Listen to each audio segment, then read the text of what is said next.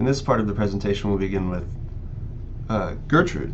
Gertrude might seem to you to be something of a hapless victim in all this, that she had a husband who died and then later received an offer of marriage from Claudius, the brother.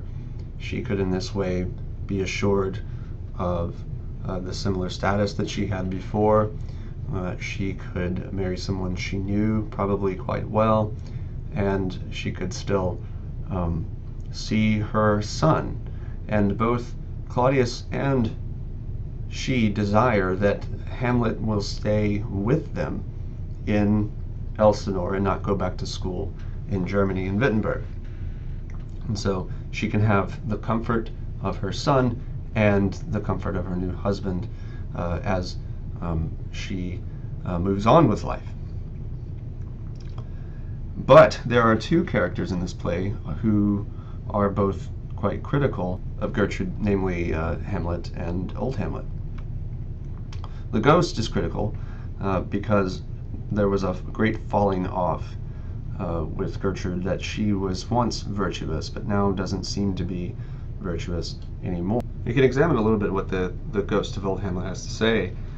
He says, for one thing, that Claudius, whom he calls an adulterate beast, says, with witchcraft of his wits and with traitorous gifts, oh, wicked wit and gifts that have the power so to seduce, one to his shameful lust, the will of my most seeming virtuous queen. And then he says, oh, Hamlet, what a falling off was there from me, whose love was of that dignity that it went hand in hand even with the vow I made to her in marriage, and to decline upon a wretch whose natural gifts were poor to those of mine.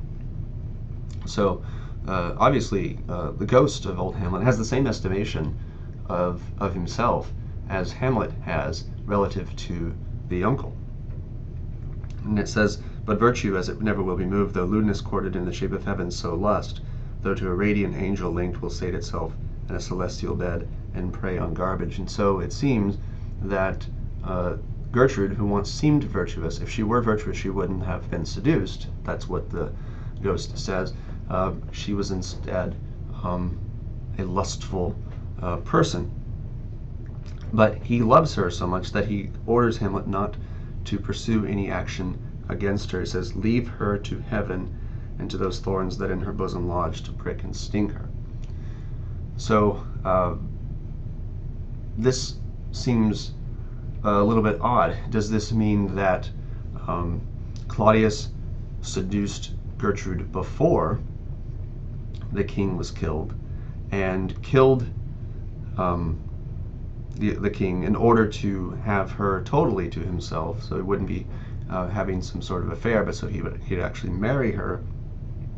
Or does this mean that he seduced her after the death of the king and shortly brought her to marry?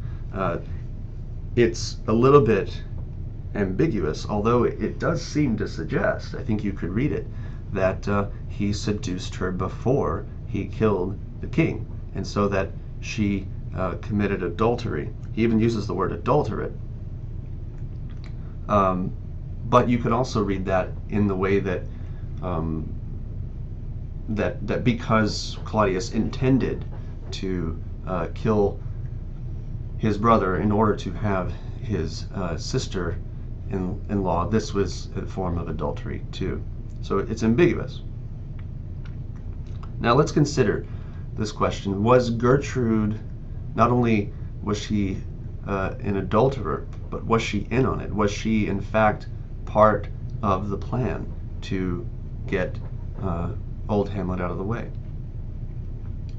Well, you could say yes and no, and there's reasons on both sides to suggest either reading.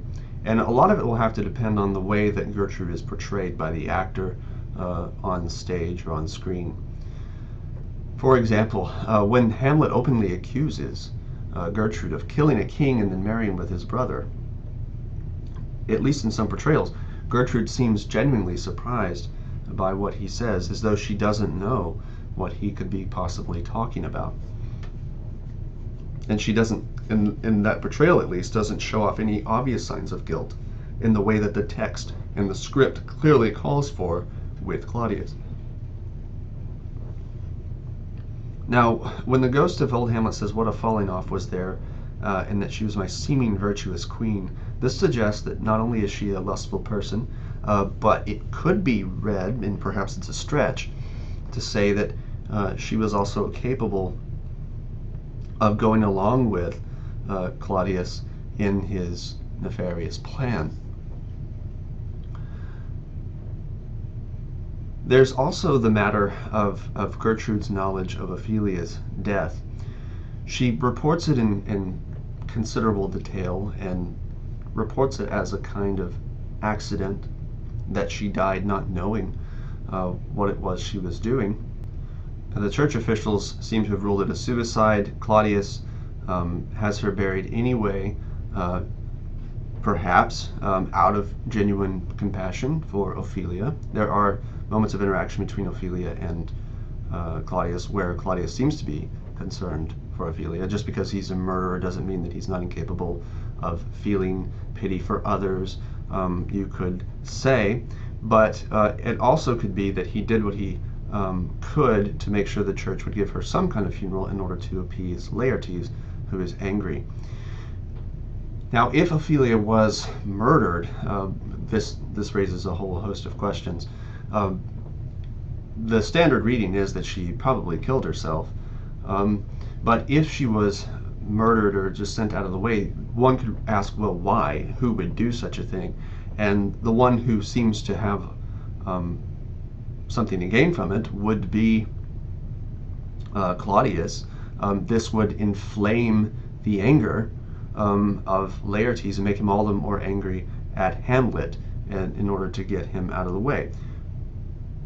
It would seem odd, though, that Gertrude would be party to this, because she probably doesn't want her son dead. I mean, there doesn't seem to be any indication at all that she wants her son dead.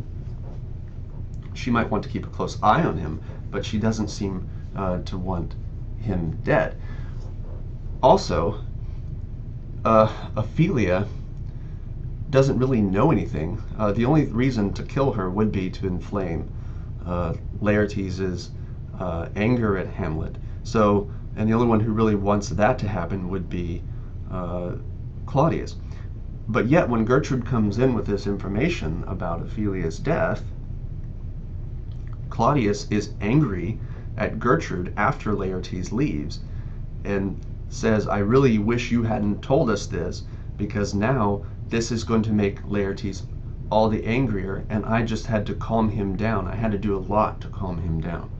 So this is not welcome news to Claudius. So it really it raises questions about how Gertrude comes to know all this information that she has, but there doesn't seem to be any clear, obvious motive for why Gertrude would want to do this. So that doesn't seem to me the best evidence, but there is some reason to believe that Gertrude may have known what Claudius was doing, and that maybe she even encouraged it. In the next part of this presentation, we'll consider Hamlet.